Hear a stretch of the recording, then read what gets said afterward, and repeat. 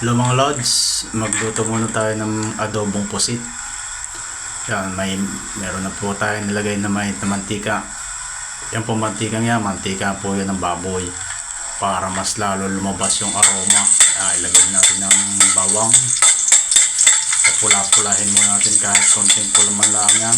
Pwede na yan. Pwede na sunod natin ng ating sibuyas pag medyo may pula-pula na yan. Halo-haloy lang po natin ng konti. Tapos ilagay na po natin ng sibuyas. Ilagay na natin sibuyas para maluto na rin yan.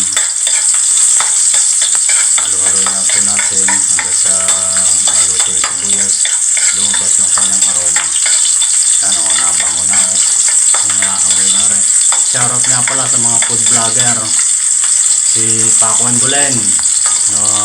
Import Johnny, si Daddy Well, Kapulutan, Kaputol, Kasubaybay. Shoutout sa inyo. Sana mapanood yung video ko. Lagyan na po natin yung pusit. Inyong i-rate ng aking video, mga food vlogger. Gisa lang po natin ng konti yan. Tapos lagyan natin ng konting asin. Hindi mabuksan yung aking asin na rock salt. Dito tayo, ganyan natin itong garlic salt. Mas masarap to garlic salt. Konti lang. O mapalat. Haluin natin ng konti. Tapos atin mo nang hahanguin para hindi tumigas, hindi lumiit ang ating pusit. Napakaliit na nga dyan, bago liliit pa. Ano pang makakain dyan? Hanguin lang natin. Tapos itatabilan po natin ng konting minuto, konting oras. Yan. Pagkahango po, saka natin titimplahan ng toyo.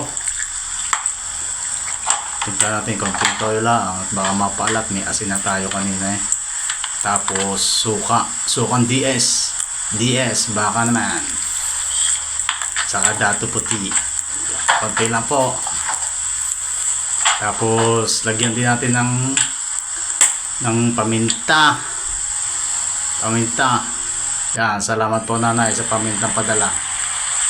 Yan. Tapos pagka ang sabaw po, yan ganyan na, medyo malapot na.